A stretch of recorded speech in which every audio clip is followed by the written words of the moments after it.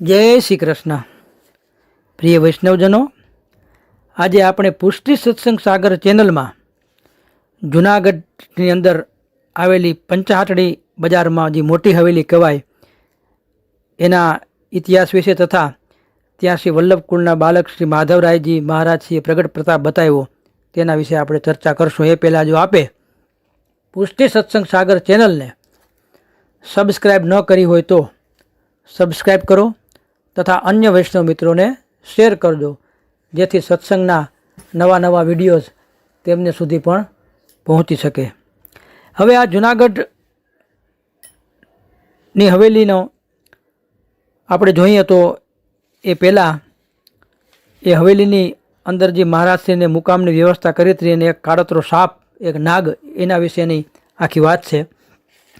પણ એ પહેલાં એ શ્રી માધવરાયજી મહારાજશ્રી કોણ હતા એનો ટૂંકો પરિચય આપણે લઈએ તો શ્રી મહાપ્રભુજીથી 7મી પેઢીએ ગોસ્વામી શ્રી ગોવર્ધનદાસજી મહારાજજી 1729માં પ્રગટ થયા. એવો શ્રીના પિતાશ્રીનું નામ શ્રી બડે બાબુરાયજી મહારાજશ્રી 1711. એવો શ્રી જામનગર નવાનગર જામનગરની ગાદીએ બિરાજ્યા. શ્રી ગોવર્ધનદાસજી મહારાજને 3 લાલજી થયા હતા, શ્રી વલ્લભજી, શ્રી અનિરુદ્ધજી અને શ્રી બંસીધરજી. શ્રી ગોવર્ધનદાસજીના પ્રથમ પુત્ર શ્રી વલ્લભજીને ત્યાં વિક્રમ સંવત 1796ના શ્રાવણ સુદ 8મના દિવસે તૃતીય પુત્ર શ્રી માધવરાયજીનું પ્રાગટ્ય થયું હતું. અને આ માધવરાયજી મહારાજ જૂનાગઢની હવેલીના આદ્ય સંસ્થાપક તરીકે સુપ્રસિદ્ધ છે. તો શ્રી વલ્લભજીએ લીલા કર્યા બાદ શ્રી માધવરાયજી ચિત્તલ મધ્ય સૌરાષ્ટ્ર ગામે પધાર્યા અને પોતાના સેવ્ય સ્વરૂપ શ્રી મદન મોહનલાલજીને ત્યાંના મંદિરમાં પધરાવી અને સુખરૂપે સેવા કરવા લાગ્યા. તે વખતે ચિત્તલની આજુબાજુનો પ્રદેશ વૈષ્ણવ સૃષ્ટિથી ભરપૂર હોવાને કારણે શ્રી માધવરાયજી મહારાજશ્રીએ પોતાના નિવાસસ્થાન તરીકે ચિત્તલ જેવા નાનકડા ગામને જ પસંદ કર્યું. વૈષ્ણવ તેમજ વૈષ્ણવ સમાજમાં ગોસ્વામી શ્રી માધવરાયજીના નામ અત્યંત આદરપાત્ર અને પ્રખ્યાત હતું. જૂનાગઢના નવાબ મોહબ્બત ખાનજી એના દિવાન અમરજીભાઈ ને કાને મહારાજશ્રીના પ્રતાપબળની વાતો સંભળાણી. અમરજીભાઈએ એ પરમ પ્રતાપી મહારાજશ્રીને જૂનાગઢ પધારવા માટે તેણે પોતાના અંગત માણસ દ્વારા વિનંતીપત્ર લખ્યો. ભૌતિક સૌંદર્ય અને વૈષ્ણવતાની આધિદેવિક ભાવનાથી રંગાયેલું જૂનાગઢનો રમણીય પ્રદેશ, સુવર્ણ મુદ્રિકામાં મહામોલું મોતી જડ્યું હોય તેમ દામોદર કુંડના કિનારા ઉપરની આચાર્ય શ્રી વલ્ભાચાર્યજીની બેઠક અને પુષ્ટિ માર્ગીય વૈષ્ણવોની હૃદય ભાવના આ પત્ર દ્વારા જાણે પોતાના આમંત્રણ આપી રહ્યા હોય તેમ શ્રી માધવરાયજી મહારાજને આ પત્ર વાંચતા, વિનંતી પત્ર વાંચતા લાગ્યું કે આ મને ન્યાજ કાયમી માટે પધરાવાની એવું પત્રમાં એને દેખાણું. ચારેય પુરુષાર્થના ફળરૂપ ભગવદીય તત્વનો વેણુનાદ કરવા માટે શ્રી માધવરાયજી મહારાજશ્રીને સોરઠ પ્રદેશના મુગુટમણી સમા જૂનાગઢનું સ્થાન સર્વથા અનુકૂળ લાગ્યું. સંવત 1836ના એક દિવસની વહેલી સવારે જૂનાગઢ શહેરના પાદરમાં શણગાયેલા હૃષ્ટપૃષ્ટ બળદો જોડેલા અને કળામય સોરઠી ભરતકામમાં પડદાઓથી શોભાયમાન લાગતો એક ભવ્ય શિગરામ આવીને ઊભો રહ્યો. શિગરામ એટલે સામૈયા માટેનું એક વાહન, બળદગાડામાં એવું તૈયાર કર્યું હોય બેઠક આપસીને. એ શિગરામ આવીને ઊભો રહ્યો કે તરત જ અસંખ્ય વૈષ્ણવોના મુખોમાંથી શ્રી વલ્લભાધીશ કી જય, શ્રી માધવરાયજી મહારાજની જય ના હર્ષ ભર્યા જય નાદોથી વાતાવરણ આહલાદક રીતે ગૂંજી ઉઠ્યું. જૂનાગઢના ચતુર મુત્સદી નાગર ગૃહસ્થ દિવાન અમરજીભાઈના આગ્રહની સાથેની ભાવ ભરેલી વિનંતીને માન આપીને ગોસ્વામી શ્રી માધવરાયજી મહારાજ શ્રી અત્રે પધારે છે તેવી વધાઈ સાંભળતા જ સ્થાનિક તથા આજુબાજુના ગામના વૈષ્ણવો મહારાજશ્રીનું ઉત્સાહભેર અને ધામધૂમથી સ્વાગત અને સામૈય કરવા માટે એકઠા થઈ ગયા. પ્રત્યેક વૈષ્ણવના નેત્રમાં પ્રસન્નતાની ઝલક અને મુખ ઉપર આનંદની આભા ચમકી રહી હતી. કીર્તનકારો જાંજ પખાવજના સુમધુર તાલ સ્વર સાથે વધાઈઓ ગાઈ રહ્યા હતા. વૈષ્ણવ નારીઓના કોમળ કંઠમાંથી નીકળતો માંગલિક અને સુરીલો કર્ણમધુર ધોળ પદો સંભળાઈ રહ્યા હતા. એ ભક્તિભાવને પુષ્ટ કરી રહ્યા હતા. વૈષ્ણવો તપાસ તો કરો, અમરજીભાઈ હજી કેમ આપ શ્રી પધાર્યા નથી? સમીપમાં જ ઊભેલા અગ્રગણ્ય વૈષ્ણવને મહારાજ શ્રી આજ્ઞા કરી કે જેવી આજ્ઞા આમ કહીને જવા લાગે છે ત્યાં એક બીજા વૈષ્ણવે આવીને વિનયપૂર્વક કહ્યું કે જે અમરજીભાઈ ચાલ્યા આવે છે, સામેથી દેખાય. થોડી વારમાં જ 7-8 માણસો સાથે જૂનાગઢના સમર્થ રાજપુરુષને ઉતાવળા ચાલ્યા આવતા જોઈ વૈષ્ણવે 2 વિભાગમાં વહેંચાઈ જઈને ઠેઠ મહારાજશ્રીના સિગ્રામ સુધી તેમને માર્ગ કરી આપ્યો. આ અમરજીભાઈને અમરજીભાઈએ આવીને મહારાજશ્રીને વિનયપૂર્વક દંડોત પ્રણામ કર્યા. સાથેના સંભવિત ગૃહસ્થો અને અમલદારોએ પણ અમરજીભાઈનું અનુકરણ કર્યું. બીજા સાથે હતા એને પણ મહારાજશ્રીને દંડવત નમસ્કાર કર્યા. કેમ અમરજીભાઈ, મુકામનો બધો પ્રબંધ થઈ ગયો છે ને? મહારાજશ્રીએ અમરજીભાઈને પૂછ્યું. કૃપાનાથ, 2 દિવસ થયા હું એ જ તજવીજ કરું છું. અત્યારે પણ નવાબ સાહેબને મળીને આવું જ છું. પણ કેમ અટકી ગયા? જે હોય તે સ્પષ્ટ કહો ને. નવાબ સાહેબનું કહ્યું એમ થાય છે કે તમારા મહારાજશ્રીનો મુકામ પંચાટડી પાસેનો એક આપણો મોટો સરકારી વંડો છે એમાં રખાવાનો એવો નવાબનો હુકમ છે. તો એમાં શું વાંધો? આપશ્રીએ કીધું, શ્રી માધવરાયજી મહારાજશ્રીએ. અને આમે અમારો ખટલો મોટો છે અને વળી વૈષ્ણવ સમુદાય પણ ખૂબ વિશાળ થશે, તો જગ્યા પણ એવડી તો પરવડે જ અમને. કૃપાનાથ, આમ તો બધી રીતે એ ઉતારો સગવડ ભરેલો છે, પણ ત્યાં કોઈ રાત રહી શકતું નથી. કેમ રહી શકતું નથી? શ્રી માધવરાયજી મહારાજે કીધું, ભૂત થાય છે. એ વખતે લાંબો સમય પડતર રહેલા મકાનોમાં અથવા તેમાં રહેનારને જોગાનુજોગ એકાદ નાનું મોટું વિઘ્ન થતાં લોકો તે મકાનમાં ભૂતની શંકા ઠાસવી દેતા અને મહારાજશ્રી આ લોકોને આ શંકા ભીરાતનું અનુમાન બાંધીને અમરજીભાઈને હસતા હસતા પૂછ્યું કે હું તે ભૂત થાય છે ત્યાં? તો અમરજીભાઈ કે ના કૃપાનાથ, ભૂત તો નથી થતું, પણ તેમાં એક ભયંકરી ઝેરી સાપ રહે છે. એની બીકેથી એ વંડાની આજુબાજુ જગ્યા ઉપર આખી ઉજ્જડ બની ગઈ. આજુબાજુમાં રહેવાવાળા પણ ત્યાંથી પણ ખસી ગયા. એવો એક ભયંકર સાપ ત્યાં રહે. મહારાજશ્રી, દિવાન સાહેબ સાચું કહે છે. એ વંડામાં જો કોઈ અજાણતા રાતવાસો રહે ને તો એનું સવારે સબજ પડેલું હોય. એક ગૃહસ્થે અમરજીભાઈની વાતને ટેકો આપ્યો. આપશ્રી સન્મુખે પણ બોલી ઉઠ્યો, અમરજીભાઈ, તમને આ વંડાની લોકવાયકા વિશેની જાણ નહોતી? તમને ખબર નહોતી? આપશ્રીએ, નવ પ્રભુ, હું બધી વાત જાણું છું અને તેથી જ મેં નવાબ સાહેબને ફેરવીને આ મકાનને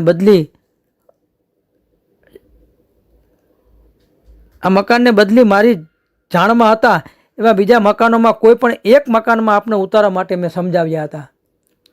પરંતુ નવાબ સાહેબે એક જ વાત પકડી રાખી કે તમારા મહારાજથી તો ગોકુલના કનૈયા છે ને, એમને ઉતારો તો એવી મોટી જગ્યામાં જ શોભે. આમ કહીને મને એ જ ઉતારો આપવાનો હુકમ કર્યો છે. અમરજીભાઈએ ખેદા મિશ્રિત વાણીમાં ખુલાસો કર્યો આપશ્રી સમ્મુખ. તો પછી અમરજીભાઈ, બીજી બધી વાત જવા દો અને આપણો મુકામ ત્યાં જ રખાવો. શ્રી માધવરાયજી મહારાજશ્રી અમરજીભાઈને કહી દીધું. મહારાજશ્રીનું આ વાક્ય સાંભળીને વૈષ્ણવો તો ભયના માર્યા બધા જુદી બેઠા સાંભળ્યા એને. અમરજીભાઈએ 2 હાથ જોડીને વિનંતી કરી, કૃપાનાથ, જાણી જોઈને એવા ભય ભરેલા સ્થાનમાં આપનો ઉતારો કેમ કાઢી રાખી શકાય? અમરજીભાઈ, આમાં પણ ભગવાનનો કોઈક શુભ સંકેત હશે, માટે તમે મૂંઝાવમાં અને ઉતારાની મુકામની વ્યવસ્થા ત્યાં જ કરો. પણ હાથે કરીને આપણા મનમાં ઉચાટમાં રહે તેવું શા માટે કરવું જોઈએ? મકાન તો એક કરતાં 21 મળી રહે છે. નહીંતર આ સેવક રહે છે તે મકાન આપનું જ છે. અમરજીભાઈ કહે કે મારું મકાન આપનું જ છે, ત્યાં રહે છે. ઈચ્છામાં આવે એટલા ખંડોનો ખુશીથી આપ ઉપયોગ કરજો. અમરજીભાઈ, તમારો ભાવ સરાહનીય છે, માધવરાયજી મહારાજ છે કે, પરંતુ તમારે હવે આ વિના બીજું કંઈક કહેવું હોય તો કયો, બાકી આ વાત હવે છોડો. મુકામ અને અમારો ઉતારો તો ત્યાં વંડામાં જ રહેશે. જી ના, તો સાંભળો. સંસારમાં શ્રી ઠાકોરજીના ચરણારવિંદ વિના ભય રહિત એવું બીજું કોઈ સ્થાન છે? આપણે જન્મ્યા ત્યારથી જ ભય આપણી સાથે જ જન્મી ચૂક્યો હોય છે. એ ભય જ્યાં સુધી બહાર હોય છે ને ત્યાં સુધી બીવા જેવું નથી, પરંતુ એનો પ્રવેશ જ્યારે આપણા હૃદયમાં થાય ને ત્યારે આપણી સ્થિતિ શોચનીય બની જાય છે. એટલે તમારા મનમાંથી શંકા અને ભય દૂર કરી દો. ભગવાન સર્વ સામર્થ્યવાન છે. હવે જેટલો વિલંબ થશે એટલું અમારે સંધ્યા જપમાં મોડું થશે. માધવરાયજી મહારાજ કહે, માટે ભગવાનનું નામ લઈ અને પંચાટડીના વંડામાં જ મુકામને લઈ ચાલો. આપ શ્રીએ મક્કમતાથી આજ્ઞા કરી. મહારાજશ્રીના આ દ્રઢતા ભરેલા વચનો સાંભળ્યા પછી કોઈને બોલવાની હિંમત થઈ નહીં. રાજહટ સામે આ બ્રહ્મહટનું કેવું પરિણામ આવશે તેના વિચારોમાં સૌ નિમગ્ન બની ગયા. એક તો સાવ સામાન્ય નિયમ છે કે અત્યંત ભય અને અસાધારણ આનંદના અવસરે મનુષ્યની નિંદ્રા પલાયન થઈ જાય. અર્ધરાત્રિ તો ક્યારની વીતી ગઈ હોવા છતાં મહારાજશ્રીના મુકામ ઉપર સૌ કોઈ જાગતા જ બેઠા હતા જોવા માટે આ કે શું થાય. ઓરડાની ભીતર બિછાવેલા એક પલંગ ઉપર મહારાજશ્રી બિરાજે છે. તેલની દીવીના પ્રકાશમાં એકાગ્રતાપૂર્વક ગ્રંથનું અવલોકન કરી રહ્યા છે, કેમ કે ત્યારે લાઇટું કાંઈ હતી નહીં, આવા દીપકો જલાવવા પડતા. દ્વાર પાસે જ મહારાજશ્રીનો ખવાસ આજ્ઞાનું પાલન કરવા માટે સાવચેતપણાથી ઊભો છે. ધોળ, કીર્તન, હીંચ હમકીનો આનંદ લઈને બધા વૈષ્ણવો ઓસરીમાં બેઠા બેઠા ધીમા ધીમા સ્વરે વાર્તાલાપ કરી રહ્યા છે. ત્યાં ચોગાનમાં રાખેલી મસાલના અંજવાળામાં પાણીના રેલાની જેમ ચાલ્યા આવતા આ કાળતરા સર્પને જોઈ બધા ભયભીત થઈને પ્રતિકારનું સાધન શોધવા લાગ્યા. હવે આ જગમગતા દીવાના પ્રકાશમાં આ સાપ કાળતરો એ હાઈલો આવે દેખાણું. વૈષ્ણવોને કોલાહલ સાંભળતા જ મહારાજશ્રીએ પોથી બંધ કરી અને ખવાસને પૂછ્યું, શું થયું? ભયંકર કાળતરો સાપ. આમ બોલતો ખવાસ મહારાજશ્રીના પલંગ પાસે આવી ને દ્વાર સમી દ્રષ્ટિ કરીને ઊભો રહ્યો. શ્રી માધવરાયજી મહારાજને કીધું કે આ એક ભયંકર સાપ સામેથી આવી રહ્યો છે. એલા લાકડી લાવો, જોજો હો સર્પ ઓરડામાં ના જાય, મસાલ લઈ આવો, અંજવાળું તો રાખો મારા ભાઈ. આમાં એક સામટા અવાજો બધા સાંભળવા લાગ્યા સાપને જોઈને. મહારાજ જુએ તો એક મોટો સર્પ ફૂફાડો મારતો અંદર આવવાનો પ્રયાસ કરે છે અને વૈષ્ણવો લાકડીથી તેને દૂર ભગાવે છે, પણ થોડી વારમાં જ તે પાછો ત્યાં આવી પહોંચે છે. આ જોઈ શ્રી મહારાજશ્રી પલંગ ઉપરથી નીચે ઉતરતા હતા ત્યાં ખવાસે હાથ જોડી વિનંતી કરી, કૃપાનાથ આપ નીચે ના પધારો, સર્પ છંછાયેલો છે. ખવાસનો શબ્દો સાંભળી વૈષ્ણવો એક સામટા બોલી ઉઠ્યા, જે આ પલંગ ઉપર જ બિરાજો, ત્યાં જ બિરાજી રહો, હમણાં જ લાકડીથી દબાવી અમે આને પકડી લઈશું. વિનંતી કરવા છતાં મહારાજશ્રીએ દ્વાર તરફ ખુલ્લા ચરણારવિંદે પધારતા જોઈ વૈષ્ણવોના શ્વાસ અધ્ધર અટકી ગયા. તેમની ચિંતાનો પાર ન રહ્યો. વૈષ્ણવોનો ક્રોધે ભરાયેલો સર્પ ઓરડામાં જતો હતો ત્યાં એક વૈષ્ણવે પોતાની લાકડીના છેડાથી તેને દબાવી દીધો. મહારાજશ્રીએ પોતાનો હાથ ઊંચો કરીને તેમને કહ્યું, હા વૈષ્ણવ, એ બિચારો મરી જશે, ઉઠાવી લો લાકડી તમારી. તમે બધા લેશ માત્ર ગભરાયા વિના શાંતિથી ત્યાં જ ઊભા રહો. શ્રી માધવરાયજી મહારાજે વૈષ્ણવોને આજ્ઞા આપી દીધી.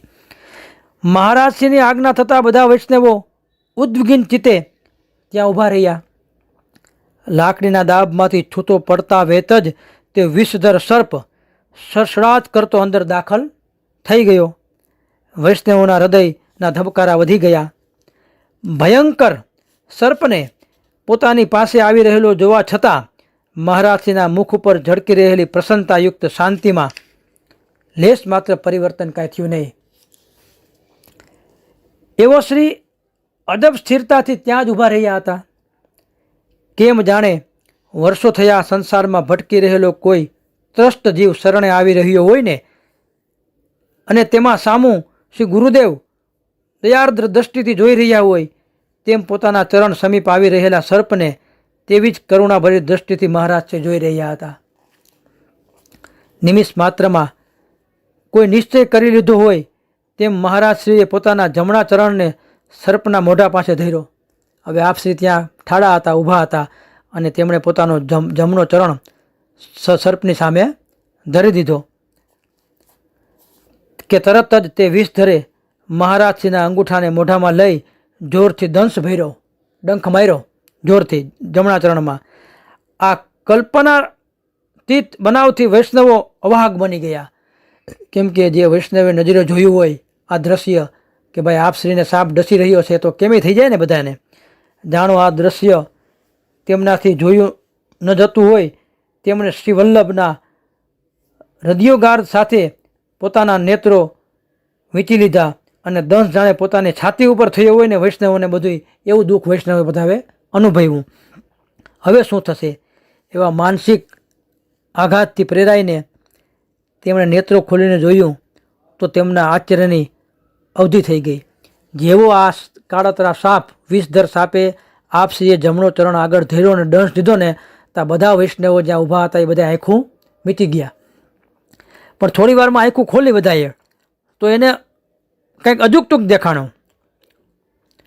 તો એના આશ્ચર્યની અવધિ ન રહી ગઈ. સાષ્ટાંગ દંડ પ્રણામ કરી રહેલા શરણસ્થ ભક્તની જેમ તે ભયંકર સર્પ મહારાજશ્રીના ચરણમાં સમીપ નિશ્ચય અવસ્થામાં લાંબો થઈને પડ્યો હતો. સવાર થતામાં તો સમસ્ત શહેરમાં સર્પ મુક્તિની વાત વાયુ વેગે આખા જૂનાગઢમાં પ્રસરી ગઈ.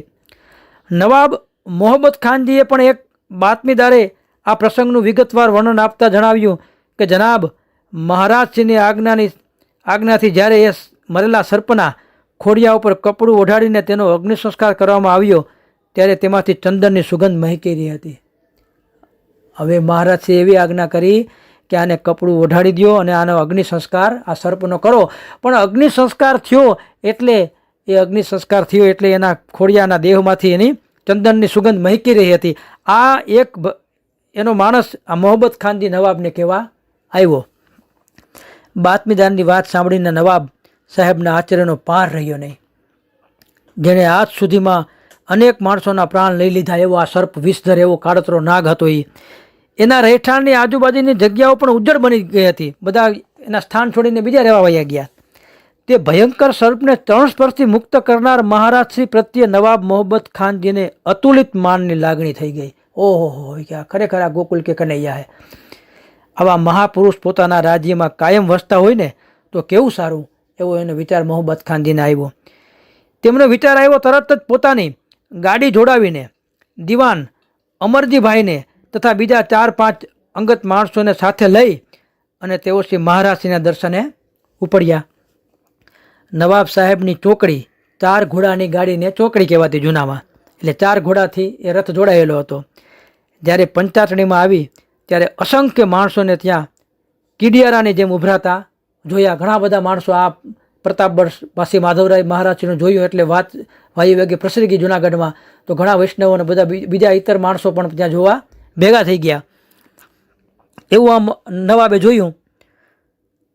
કીડિયારાને જેમ ઉભરાતા હોય તેમના હૃદયમાં આજના બનાવની મહત્તા મજબૂત રીતે ઠસાઈ ગઈ હતી.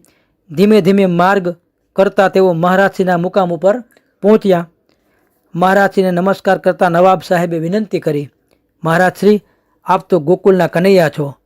આ જગ્યાને કાયમ માટે નિર્ભય કરી મારી રૈયતને એની બીકમાંથી છોડાવવા બદલ હું આપનો અહેસાન માનું છું. આમ વિનય વિવેક સાથે પ્રાસંગિક વાતચીત થયા પછી નવાબ સાહેબે વિદાય લીધી અને ત્યારબાદ તેના હુકમથી દિવાન અમરજીભાઈએ જાહેર કર્યું કે જે સ્થાનને શ્રી મહારાજશ્રીએ નિર્ભર કર્યું તે બધી જગ્યા અહીં મંદિર બંધાવી અને રહેવા માટે મહારાજશ્રીના નવાબ સાહેબે મોહમ્મદ ખાનજીના હુકમથી અર્પણ કરવામાં આવે તેના નિભાવ માટે મગરવાડા ગામ, જાંબુવાડી, મોટીબાગ, બીજા લટકાના બીજા અનેક ગામ એને ભેટ કરવામાં આવ્યા શ્રી માધવરાયજીને. આ જાહેરાતથી વૈષ્ણવોના હૃદય પુલકિત બન્યા અને આજના અદ્ભુત પ્રતાપબળનું પ્રત્યક્ષ નિહાળી સમસ્ત જનતા શ્રી મહારાજશ્રીને સંપૂર્ણ શ્રદ્ધા અને ભક્તિભાવથી પોતાના હૃદયના સિંહાસનના એ પોતે સ્વામી બન્યા. આવી રીતે પંચાતડી ચોક જૂનાગઢની અંદર આવેલો મોટી હવેલી, જે નિત્યલીલાસ કિશોર બાવાએ પણ ઘણી સેવા કરીને અત્યારે પિયુષ બાવા અને તેમના બે લાલા શ્રી વ્રજેન્દ્રલાલજી અને બીજા એક નાના લાલજીએ સેવા બજાવી રહ્યા છે. તો આ પંચાટડી હવેલીનો, મોટી હવેલીનો ઇતિહાસ છે. તો શ્રી માધવરાયજી મહારાજશ્રીએ આ રીતે પોતાનો શ્રી વલ્લભનો પ્રગટ પ્રતાપ બતાવી અને આ સ્થાન મોહબ્બત ખાને એને ભેટમાં આપ્યું. એ આ જૂનાગઢની હવેલીનો ઇતિહાસ છે. શ્રી વલ્લભાધીશ કી જય.